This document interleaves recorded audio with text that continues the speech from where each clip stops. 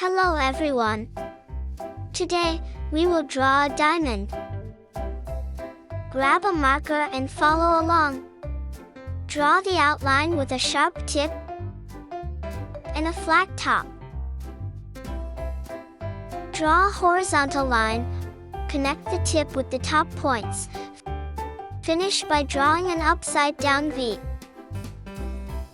Color each facet, one part blue, one part light blue, and leave one part white. And voila!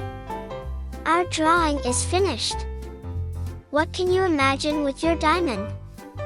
Is it being dug up by a dwarf? Is it sparkling in a tiara?